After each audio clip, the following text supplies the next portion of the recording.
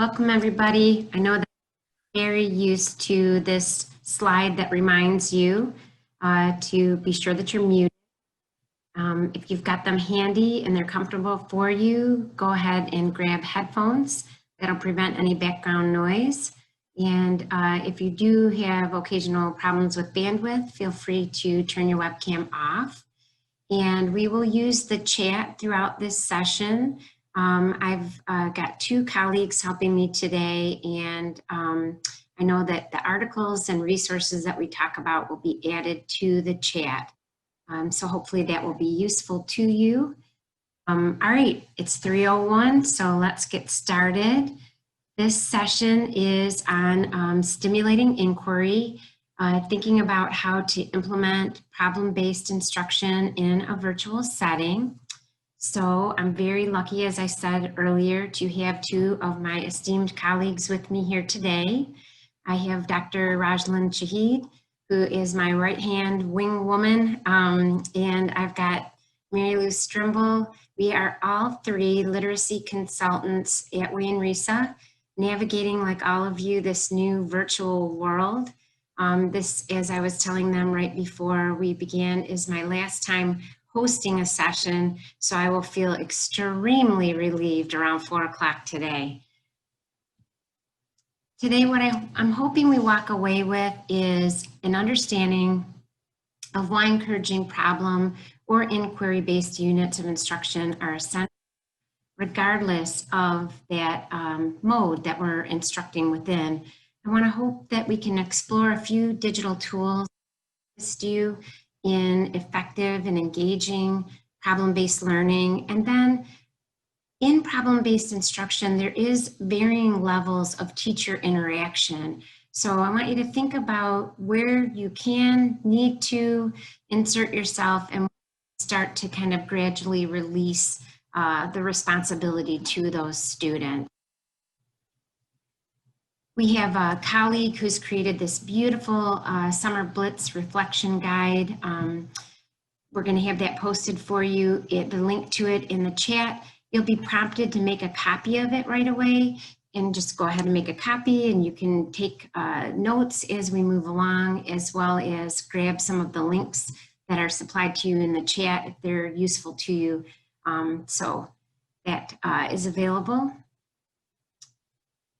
So as you know, if you've been attending our Summer Blitz sessions, the essential practices, the literacy essential instructional practices have really everything that we're doing. So I want you to think about the fact that inquiry, getting your students to ask questions, posing to them, is an essential instructional practice. We've got access to a suite of documents on literacyessentials.org. They span from birth to grade 12. We also have school and center-wide essential practices as well as coaching practices. But I think one of the best parts about going to literacyessentials.org is the online modules. Especially for the K-3 level, you can take time to watch, to kind of study what these essential practices look like in a classroom. You're able to earn sketches while you're partaking in these modules, and you don't have to do it alone. You can batch enroll so that you can work with fellow colleagues on those modules. But if you do go to literacyessentials.org, you're going to notice that beyond the documents, there's videos, there's updates, there's other resources, remote learning resources. So it's really a great website to kind of acclimate yourself to the essential practices. And one of the best parts about the literacy essential instructional practices are there are only 10 per grade level. So it really gives you an opportunity to kind of pick these 10 really important practices that you can fine tune and add to your classroom pedagogy.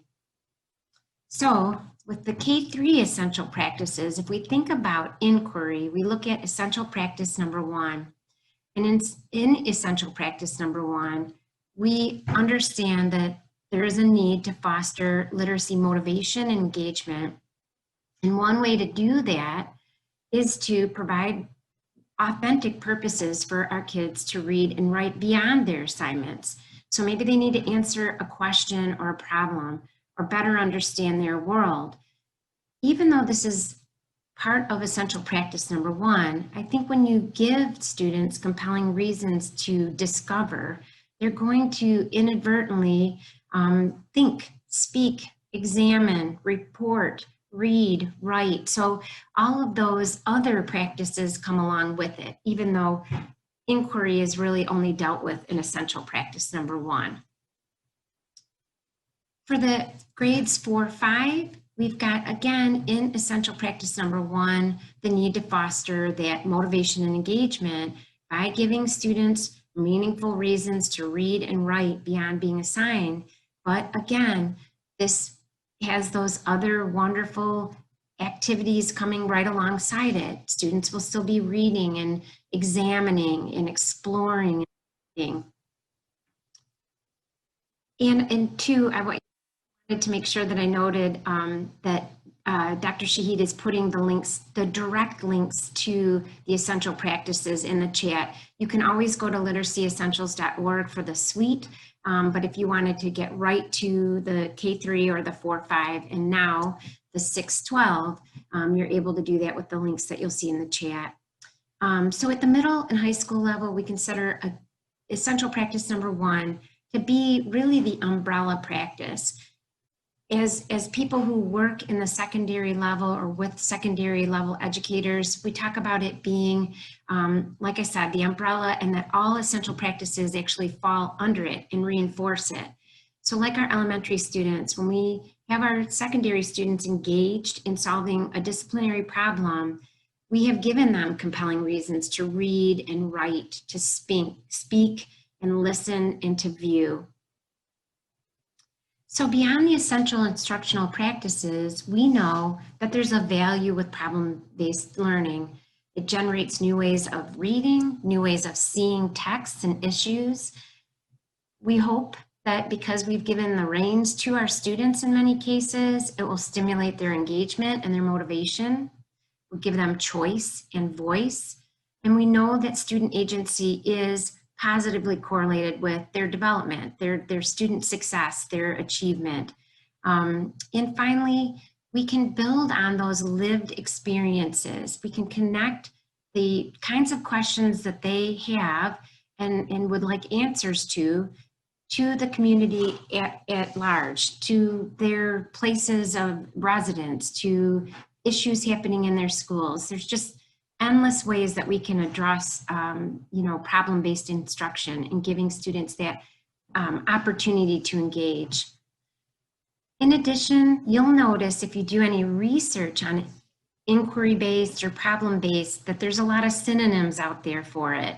So we might see inquiry-based or problem-based or project-based, and I'm sure there's a few other phrases that capture the essence of this approach to teaching.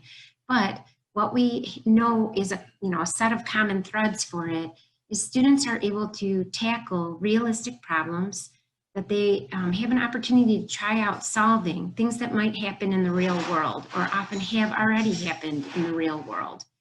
We allow them to increase control over their learning when we give them something that they're personally invested in, interested in, and engaged in. And I think I love this part the best is that we become the coach, the cheerleader, the facilitator alongside of their learning. I really liked having that opportunity as a teacher, that kind of Peter Elbow-esque approach to teaching where really we're in there right next to them and helping them along the way. And then finally, we have opportunities in problem-based instruction to get them to work in pairs or groups. And there's a lot of research that supports that as well. And I've found a few articles that you might think are useful or give you a little more detail. So those have been supplied to you in the chat as well. When learning is designed in ways that prioritize student voices and thought, there is a clear pathway for them to fully engage in quality work that matters to them. And just as a quick side story, when I first started teaching, I always thought that it was best for me to assign students topics to write about.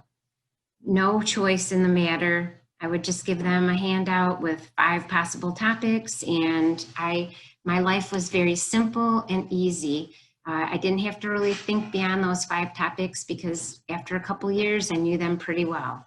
But as I grew up, I guess, as a teacher and got a little more knowledgeable about what research supports, I started letting them choose their topics, even if it involved me doing a little bit of outside research just so I could stay up to speed with them. But as they became experts in that topic, it was such a much richer experience that I was able to share with them.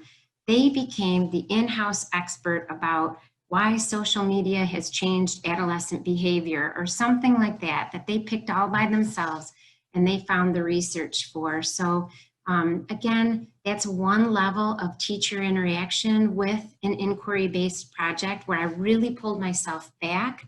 But I want you to think about, you know, when we do give them choice, we give them a lot of reason to be engaged in the activities that surround learning more about that issue. So in just a couple of short seconds here, I'm going to send you into breakout rooms, and I want you to think about when you have incorporated inquiry-based or problem-based opportunities for your students, what you think the benefits have been, how you might offer these same opportunities in a remote learning environment. And there's 2 things before you go into the breakout room. One is keep an eye on which breakout room you're going to, because sometimes you inadvertently pop out of the Zoom meeting and we need to get you back to the people you were talking with. So when you get invited, you're going to see joining breakout rooms and you'll have a number there. If you forget to look at it right then, you will also see once you're in the breakout room in the top left-hand corner, the number of your breakout room. The other thing that I want to have you keep in mind is we're only in there for about 5 minutes. So be sure that you share the airtime, give everybody an opportunity to talk so that you'll you know, glean from each other in this opportunity to work in small groups. All right, so as you're thinking about those questions, I'm gonna create those rooms. Okay, and like I said, just keep in mind where you're going, and if you get popped out, we'll get you back in there. Welcome back, everybody. I would love to hear what you discussed in those breakout rooms. So we're gonna try something here.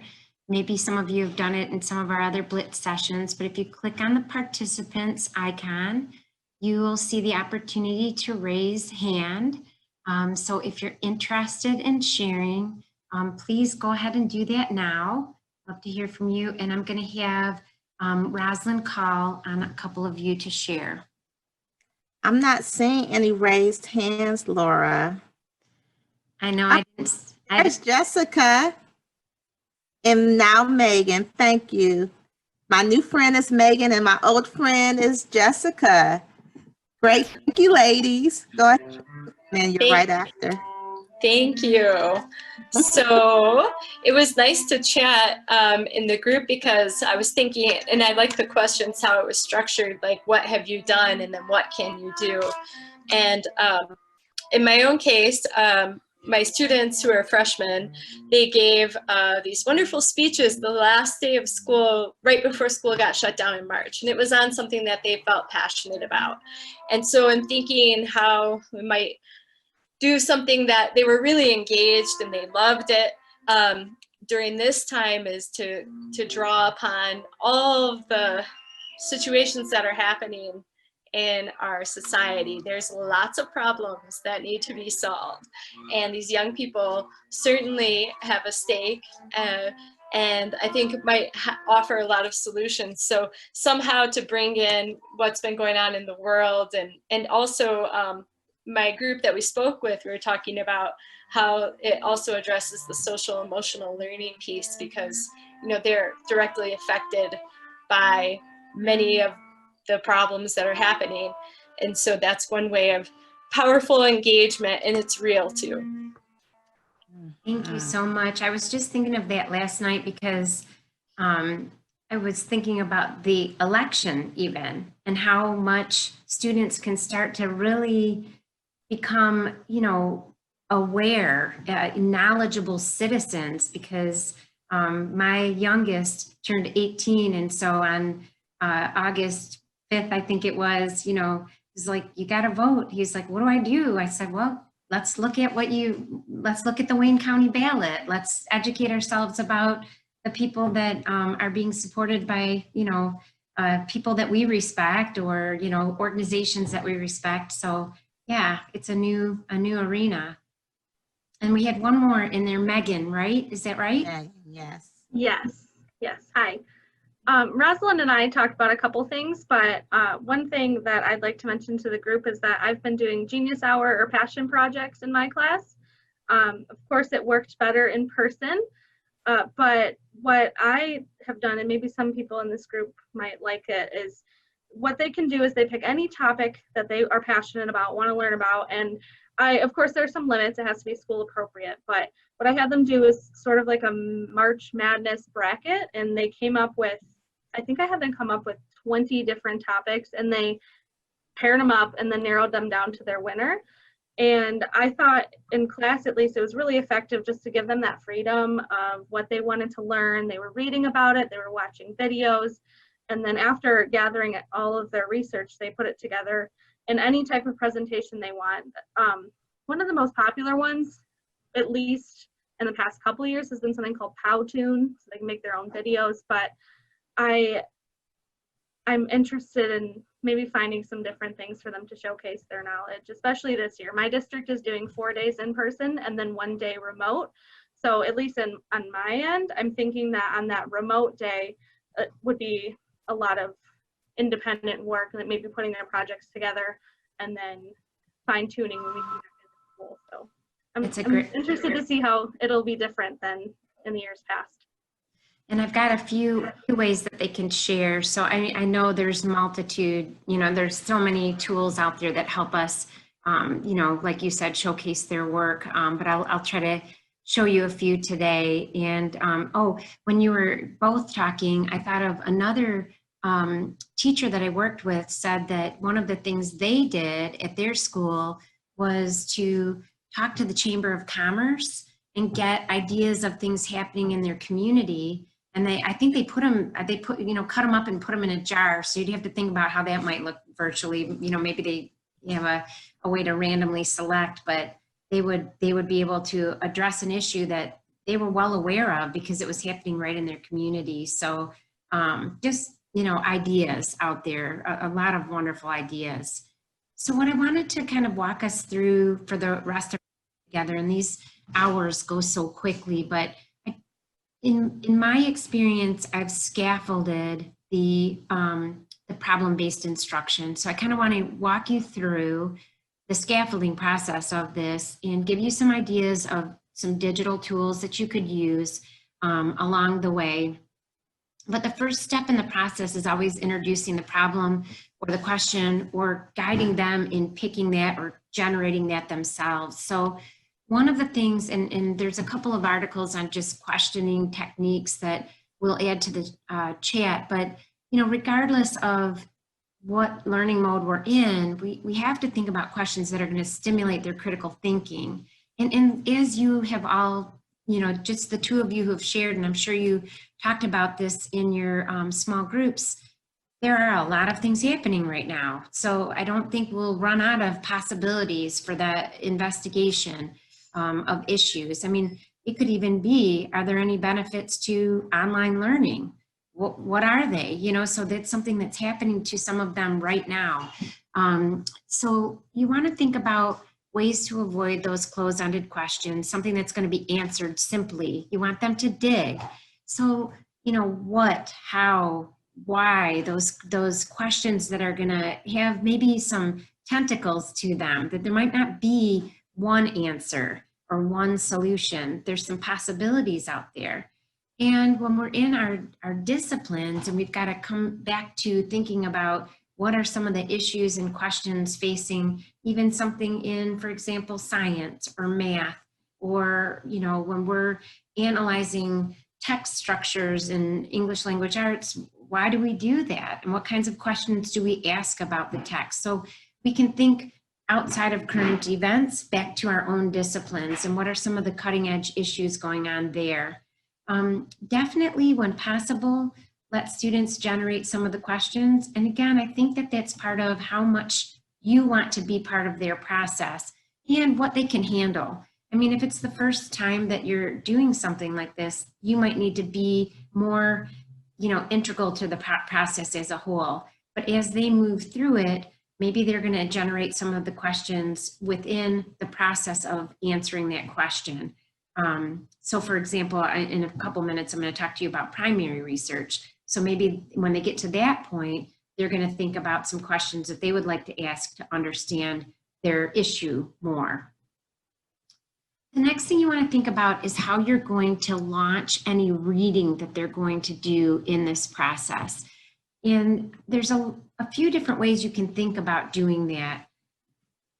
For those of you who have an iPhone, and I think this actually works with an Android as well, but when you go into Zoom and you share, it says iPhone/iPad, but you can actually use your phone as a document camera. So I'm thinking kind of like when, especially those of you who are working with younger students, you might want to read a story to them and show them the pictures. You can actually scan that. So when you go into Zoom, and I know this is true for Zoom, I'd have to explore it with things like Google Meet or Big Blue Button if you've got Schoology. But basically, you've got your phone plugged in, you go to New Share, you select the iPhone/iPad option, and then you're able to just scan over a document. So it works kind of like a modified Elmo or document camera. You can record in Zoom. You can even, if you were able to maybe even you know, use Google Images or use a scanner to scan images of a picture book, I'm thinking, or some other text, you could actually have that showing on your Zoom screen. And much like our presentations, your little picture tile would be up at the top, and you could go through and read the story, or you know, record you reading it in Zoom and upload it to YouTube. But if you don't feel comfortable with something like YouTube, or you don't think the students will be able to access it because of firewalls or something like that, you can throw it into Google Drive too. I think the easier thing to do with learning management systems like Google Classroom is to attach a link rather than try to upload a clunky file, and most video files are pretty big. You could use Google folders, so you could make a folder that has all of the resources that they need access to, and you can just share that with the class so they'll know where to look for the different sources that they might need to research that problem a little bit more. Wakelet is a little bit like Padlet. You're able to add articles and text and video and things like that. But one of the cool things about Wakelet is you can create collections and share those with students. So what I like about it is if all of the students, maybe you even have like 4 group projects going on in a classroom, you can have one collection that is shared with those students, and they're able to, you know, look at what you've uploaded. Maybe they, you know, they'll be able to upload more, you know, or they create the collection as a whole and put their resources together and share it with their group. So you've got some capabilities there. And then too, there's so many options for books that are already recorded out there. And you don't have to go to something like audiobooks where you might have to pay for it. The Libby app has a lot of audio recorded books. You've got some other options. And when I was really desperate during the closure, I discovered that you can, it's pretty stilted, but you can actually on your phone switch to a text reading function. And like I said, it kind of sounds a little bit like a robot is reading to you, but you do have the ability to do that. So if students need that extra bit of assistance, you can walk them through that process. Another part of the scaffolding is allowing that time for exploration. With my older students, what I usually did is tried to simulate kind of the research process that a scientist would go through. They kind of gather a little bit of what other people have said about the topic. So whatever that source of material is, whether it's articles or books or videos that they've watched or TED Talks or whatever it is, they kind of acclimate themselves to the topic, the problem. And then I encourage them to do a little primary research. And that's something that I think is relatively easy for them to do in a digital setting. They can create something like a survey in Google Forms, or they can create a set of interview questions in a Google document and share that Google document with others, and let them maybe even respond right in the space below the questions. They can email. They can conduct an experiment. Of course, you always want it to be safe. You don't want anybody to get hurt out there. They can record observations. So they can maybe they want to, I don't know, I had a student once who was studying just how many people are on their phones in a restaurant, for example, and not interacting with the people at the tables that they were at. So I said, as long as you don't create a situation where you're getting kicked out of the restaurant, that's fine, and so they would just, tally and record their observations. But this can be obviously, ratcheted up or down according to the age group that you're working with, but we always want them to do some investigation on their own. Thinking about times that you can have them collaborate with others, that is another really beautiful part of the digital tools that are out there. So you can have them collaborate on things like Jamboard, Padlet, or Wakelet, which all kind of simulate a whiteboard or a wall of information, a collection of information. You can have them actually write on whiteboards or pieces of paper and share their ideas with each other. Of course, in Google Suite, we've got the ability to comment. So students can, highlight something and comment on another student's idea or writing. And we have that same option in something like Google Slides. In Google Classroom and Schoology, in pretty much every learning management system, you have some kind of feature that allows students to asynchronously converse with each other. So for example, in Google Classroom, it's just that question feature. So you can post a question, or you can make it open-ended and let them come up with the question and interact with each other. You can create questions for the groups that are working with each other. So maybe you have group one working on something, or this peer working on something else. You can let them go into that feature, generate their comments back and forth. Like your question to them could be very general.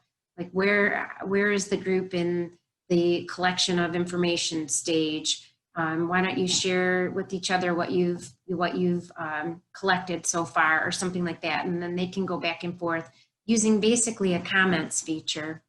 You can have something where you set up a grid in Flipgrid and you pose the question, and then they record themselves replying to each other. And you can always set up small groups in something like Zoom or Google Meet.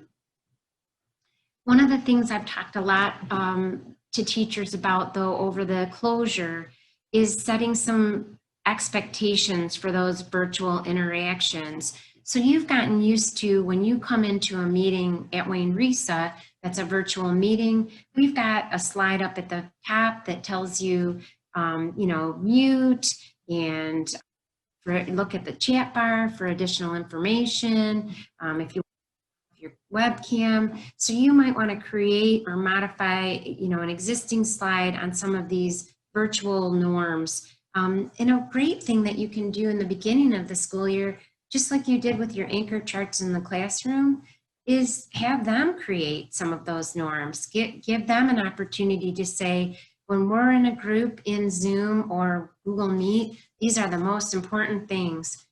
you can create a different set of norms for smaller groups if you want those norms to be a little bit different. This was something that I found in an article online that just talked about, just some of those, kind of social reminders, like you need to be in the moment and you need to pay attention and you need to connect with the content. You need to respect the confidentiality of this small group setting. And the same is true for those asynchronous kind of discussions. You want to pose a question, you want to set some parameters around it. So maybe you post the question and they have an initial post and then they respond to 2 other classmates, and you set a time limit for that. But you also want to think about what are good responses by students. What does your rubric look like that's going to guide them away from doing things like good job or I like this, which doesn't really generate a conversation. It kind of stops the conversation. So you want to think about those types of things as well. And again, enlist their help with it. They know what good conversation looks like. And so I'm sure that they have a lot of ideas for setting those norms in either a synchronous or an asynchronous setting. And then as Megan had talked about, just presenting those findings. We want the opportunity for them to share this good work, and when possible, share it beyond the school, right? Beyond the classroom. If they can provide a link to parents or whatever it is, that more people can see this amazing work that they've done. But we've got things like Book Creator. Book Creator is wonderful. You can give each student a page, or you can give a student his or her own book. It kind of functions just like a digital book would. It turns you can see the page turning. I believe there's a limit to how many books you can have with the free version of it. But I will say that I've shared this with a couple of teachers. I have created this little handout called Digital Tools and Resources, where I've tried to find things that people ask about and find either online tutorials or make a tutorial for them. And I found an online tutorial for Book Creator where she explains kind of a savvy way that she's saved on how many books she can have by collapsing the books. So if, for example, she gives each student a book, she's able to collapse them and make them into one. So that's just one way of capturing their work. You can use Google Sites.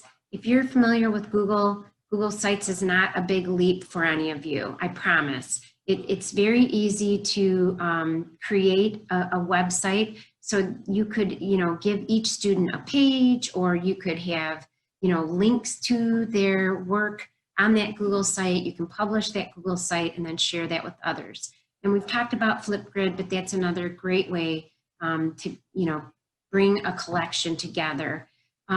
You can create a virtual author's chair. You can think about how to find a really cool throne in Google Images and share that with the class and walk them through the steps. So if you're in a synchronous setting in Google, Zoom, you can have them, put that throne as their virtual background, and they have the author's chair. It's their turn to share and celebrate their success. And definitely, we've got Google Slides, we've got PowerPoint, we've got a lot of video editing out there that will allow them to narrate or to put it into, an MP4 format so that they can share it with multiple people. I want you to think about that metacognitive piece too. We want kids to go through a process that might be a little bit uncomfortable for them, might challenge their thinking a little bit.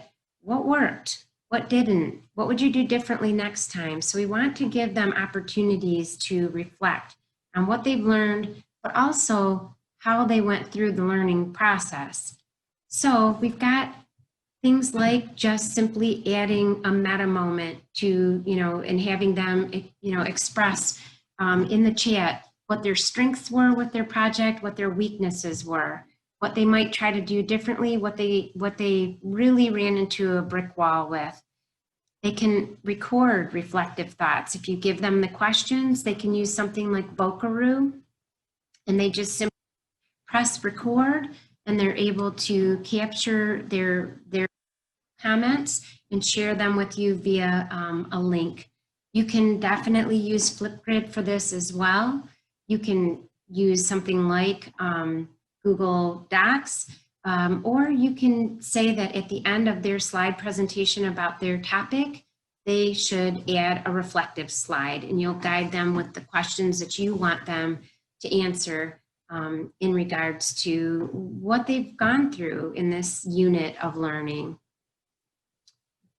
The other thing too is, and I've talked about it a couple times, but we have to think about how we're going to scaffold the responsibility for them as teachers. We want to think about how we help them build these time management skills, because, you know, as I said, with the students that I was working with, they were older, so I could give them pretty much complete autonomy, but I still had time deadlines, times that they had to submit to me the research that they had found, or their primary research ideas, or their draft, whatever it was that I wanted to, you know, give them some limits on. That helped build those time management skills a little bit for them.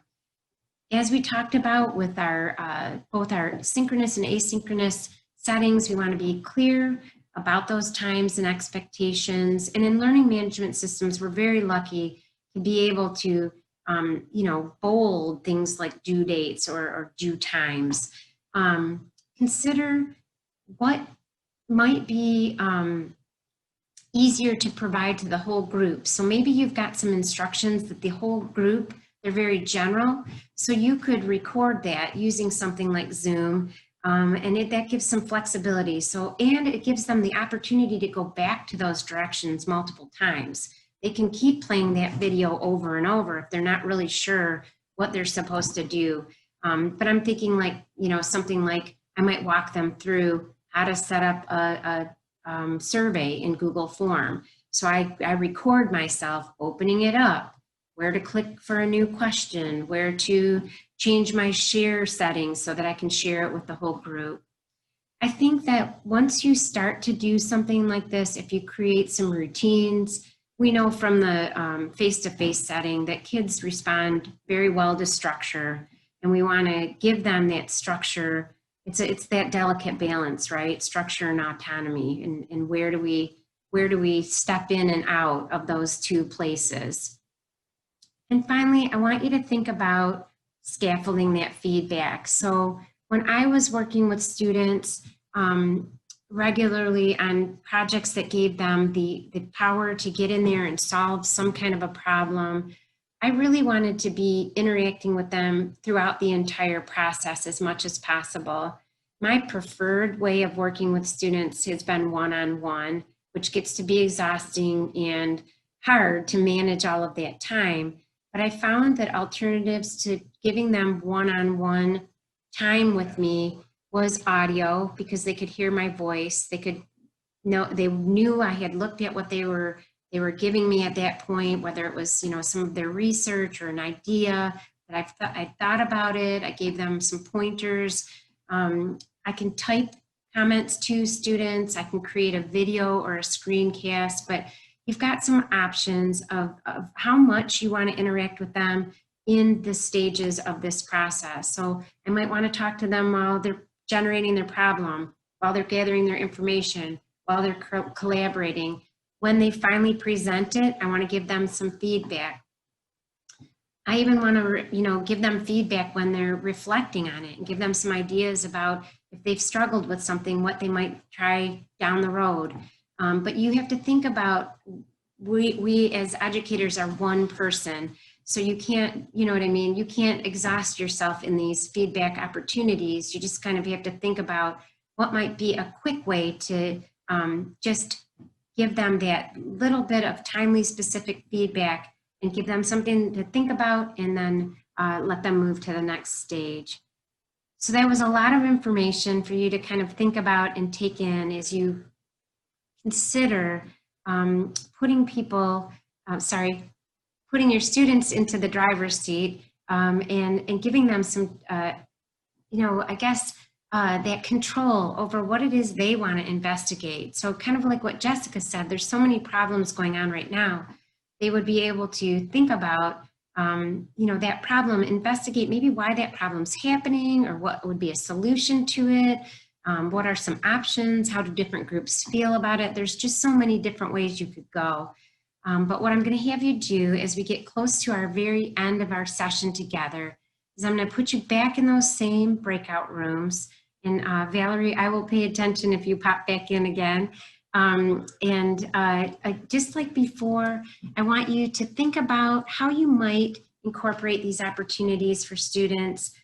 What digital tools, now that we've talked about them, might you use to engage them in the process?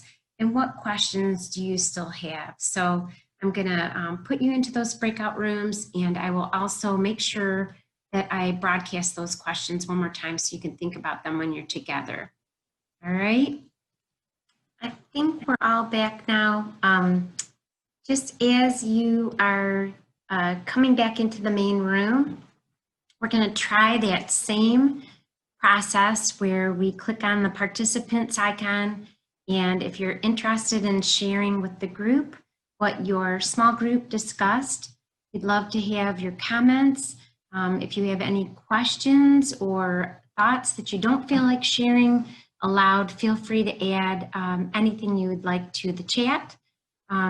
It's the most difficult thing in this virtual setting, wait time, because you feel like you're just silent, you know, you can't hear anything, so you're just waiting. So hopefully a couple of you will be willing to share what you talked about with your group. I can share, Laura, while people are thinking about some ideas. I worked with Megan again, and really she has some wonderful ideas. I hope you don't mind if I share, Megan. She talked about, oh, thank you. She talked about Jamboard, that she thought that might be a good replacement for the Chalk Talk that she uses quite a bit in her classroom of fourth graders. So she's looking into that. She wants to get acclimated to that. And she also talked about the bookmaker, book creator, I apologize, that's something that she had been thinking about. So now might be an optimal time to try it. And, you know, because she has that genius hour and the book creator, I think it will be fantastic, you know. And just to piggyback onto that, we do have a book creator session, or it's the very last day of our Blitz session. So one of our colleagues, Judy Bowling, is going to walk through how to use that, and that will be available on August 31st. So if you're interested in learning a little bit more about book creator, that would be the session for you. That's excellent. Sharing that, Laura. I see Danielle has her hand raised. So Danielle, would you like to unmute and share your thoughts? Yeah, so we kind of talked about some of the tech tools that would be really beneficial. And for me, the option of using your camera as a document camera, I wish I would have known that in March when we started teaching remotely. That's a great tool. I'm really excited to use. My position has changed a little bit. I've gone from being a teacher to being a literacy coach. So now I'm trying to just like gather up as much tech stuff as I can to try and help teachers that are like doing a hybrid, because in our area it's primarily a hybrid, and then, you know, in person starts next week, but there's a hybrid also. So I know when we went remotely in March, I actually was teaching an hour away from where I live. Now I'm working where I live again, so it's kind of awkward. But where I was teaching, we were teaching every day, so we had a lot of PD on teaching remotely, which we had never had. And I know that's not something that's been offered around here yet. And I know a lot of teachers are nervous about, you know, the probability of, you know, having to go remotely again. So I'm trying to gather up as much of that as I can. So I think it was Mary Lou who shared with us about Michigan eLibrary and how you can download the PDFs. And, you know, it'd be a great way to share your screen if you're just using part of a story or things like that, and that you can incorporate them into your like Google slide. Because I found when I was teaching remotely, I just came up with a Google slide for each lesson. So that was really nice because it just helped keep me and the students on track, and it helps to keep some uniformity for them. You know, it was predictable, and, you know, you try and keep those routines and procedures in place remotely, you know, as much as you can. So those were some of the things that we had talked about.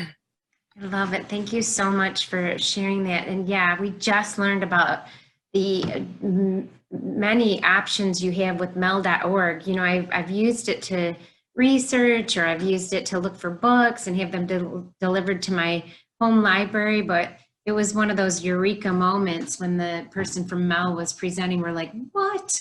We didn't even know you could do all of that. So it's really exciting. And we're going to try to do a session for anyone who would want to come in that first week of September. So before some of you who are going back, you know, after Labor Day. So in that week before, we're going to try to do a secondary educator session and a primary, you know, or, you know, elementary. So that, because there's some different options that you might want to know about for each group. But just so you know, we're always trying to think of what's going to help, because this is a very different setting for all of us.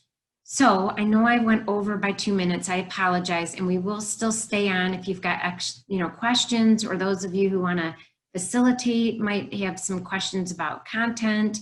But I do want you to take the opportunity, if you have time. It will really honestly take you less than 5 minutes to give us a little feedback.